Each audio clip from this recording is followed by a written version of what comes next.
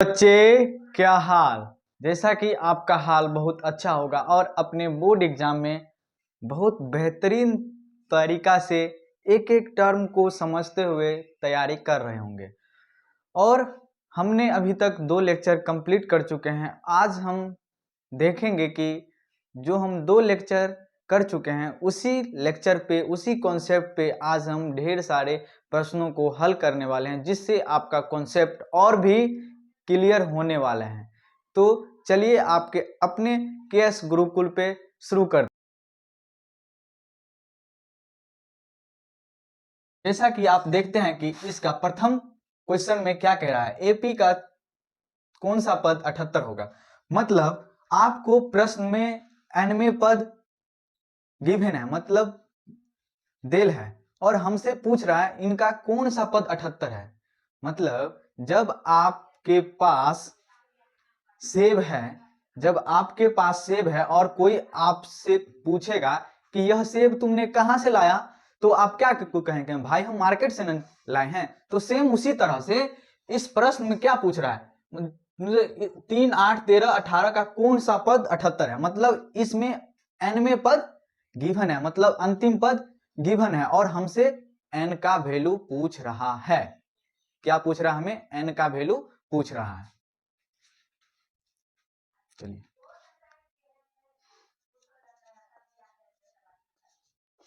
अब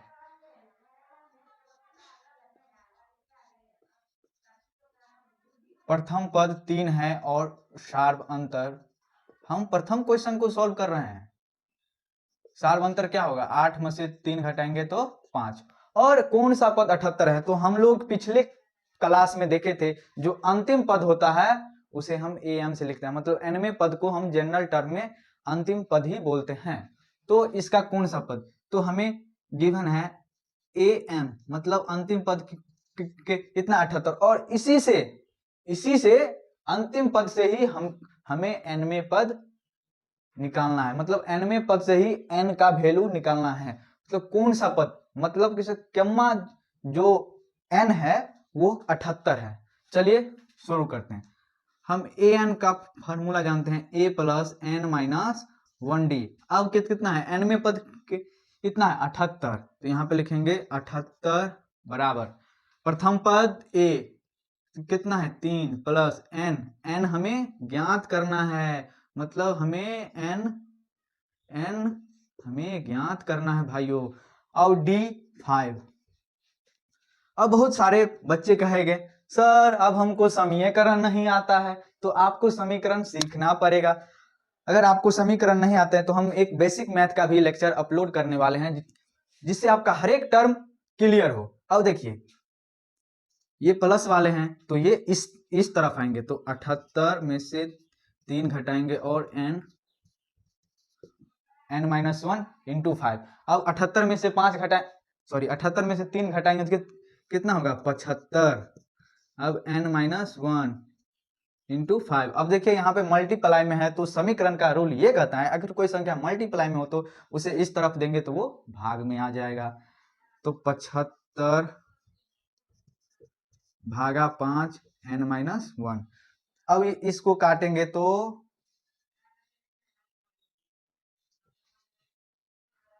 ये आ जाएगा 15 पचे 75। कितना आएगा 15 पचे 75, आ गया 5 n माइनस 1। अब n माइनस 1 बराबर आ गया 15, n प्लस n बराबर हो जाएगा, ये माइनस उस तरफ जाएगा, प्लस हो जाएगा n बराबर 16।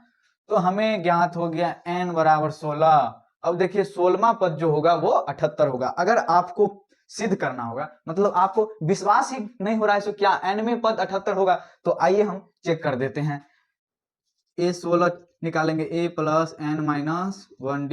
ए है कितना 3, 16 माइनस 1 डी कितना है 15, सॉरी डी है 5, 3 15 15 पचे 75, 3 78। देखिए कौन सा पद पूछ रहा था 78 है, तो n बराबर आ गया 16।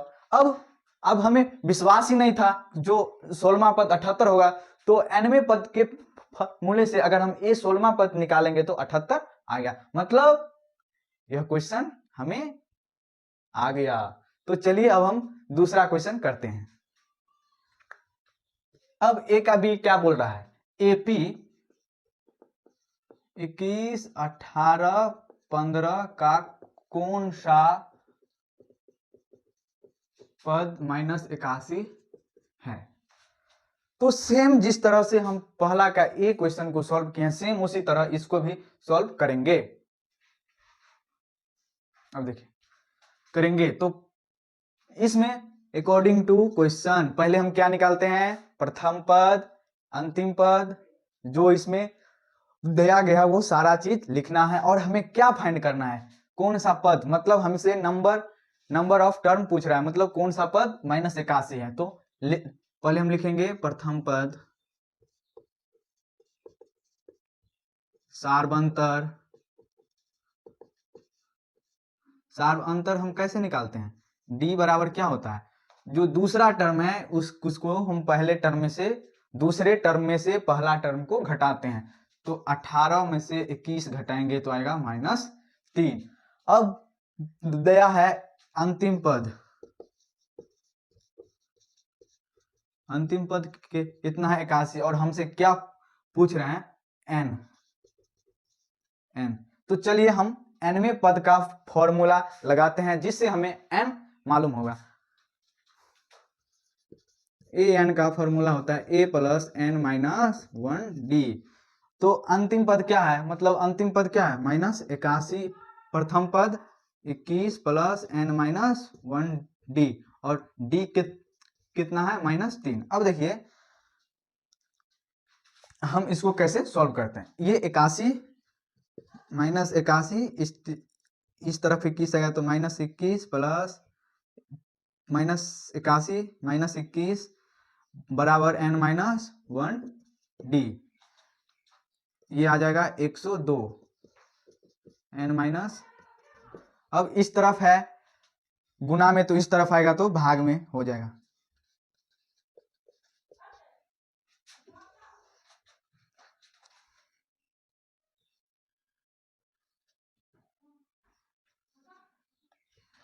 अब ये आ गया n - 1 बराबर आ गया 34 आ गया, n बराबर 34 + 1 n बराबर आ गया 35।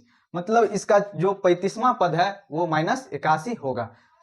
हम यहाँ पर लिखेंगे 35वां पद -81 होगा। अब बहुत सारे बच्चे कह रहे होंगे सो सर तो शॉर्टकट में ही कर रहे हैं, हम शॉर्टकट में नहीं कर रहे हैं, मतलब हम बोर्ड मास के रूल से ही चल रहे हैं। चलिए अब हम दूसरा क्वेश्चन को सॉल्व करते हैं। में ये कह रहा है जो एपी का निर्धारित करे जिसका तीसरा पद 5 है और सातवां पद 9 है। मतलब अब हमको तीसरा पद गिवन है और सातवां पद गिवन है, उससे हमको क्या करना है, एक एपी का निर्धारित करना है। तो चलिए हम सॉल्व करते हैं। क्या है पहले लिख लेते हैं गिवन। इसमें कह रहा है तीसरा पद 5 है, मतलब तीसरा पद A3 के कितना है 5 और सातवां पद A7 कितना है 9। अब हमसे इन दोनों कॉन्सेप्ट से हमें एक एपी सीरीज बनाना है। तो हम जानते हैं an का फार्मूला होता है a + n - 1d। सबसे पहले हम इसमें ना n निकालेंगे, प्रथम पद निकालेंगे और d निकालेंगे, तब हमारा जाके एपी सीरीज बनेगा। मतलब एपी सीरीज बनाने के लिए हमको प्रथम पद चाहिए और सार्वंतर चाहिए। अब चलिए A3 है, तो A3 से अगर हम इस फॉर्म में बनाएंगे तो क्या होगा, तो A3 को हम ऐसे भी लिख सकते हैं।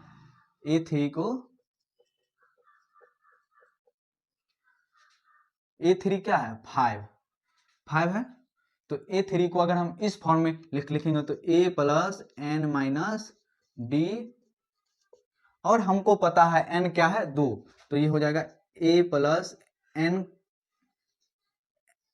n बराबर लिखेंगे 3 1 d बराबर 5, इसे हम लिखेंगे n + 2d बराबर 5। अब चले इसी तरह a बराबर A7 क्या है 9, तो A7 क्या है 9। अगर हम A7 में पद को अगर हम इस टर्म इस फॉर्म में एक्सपेंड करते हैं तो क्या होगा, a plus n minus 1 d बराबर 9। a n का वैल्यू क्या है, 7 में से 1 घटाएंगे, a प्लस 6 डी बराबर आ गया 9। अब देखिए एक ये समीकरण बन गया, इसे लिखते हैं 1, एक ये समीकरण हो गया, इसे लिखते हैं 2। अब समीकरण के द्वारा हम a निकालेंगे और d निकालेंगे। तो सबसे पहले हम क्या करते हैं, समीकरण 2 में से 1 को घटाने पर, अब देखिए a plus 6d 9, a plus 2d बराबर 5। अब हम घटाते हैं तो a में से a घटाएंगे तो कट जाएगा, 6d में से 2d को घटाएंगे तो 4d आएगा, और 9 में से 5 घटाएंगे तो 4, d का वैल्यू आ गया 1। अब एक d का वैल्यू आ गया 1। अब हम d का वैल्यू अगर हम समीकरण 1 में रखें और समीकरण 2 में रखें, जिससे हमें a पता लग जाएगा। तो चलिए d का मान समीकरण 1 में रखने पर a प्लस 2d बराबर 5, a प्लस d के कितना है 1, a प्लस 2 बराबर 5, a प्लस आ गया 3।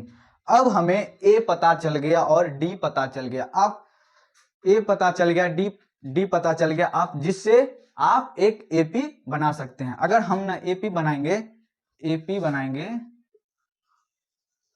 अगर हम AP बनाएंगे तो इसका प्रथम पद क्या होगा 3।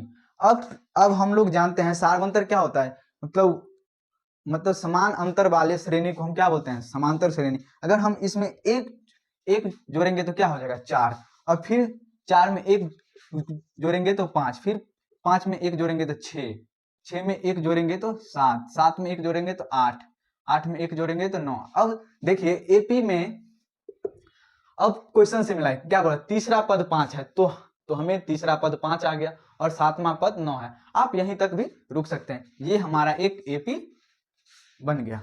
देख लीजिए कहीं पे कोई तकलीफ कष्ट नहीं हो, अगर कष्ट हो कहीं भी दिक्कत हो तो आप कमेंट बॉक्स में उस टर्म को आप कह सकते हैं जो यहाँ पे हमें समझ नहीं आया।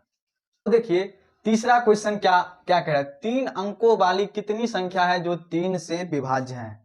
अब देखिए 3 से विभाज्यता का नियम आपको आना चाहिए।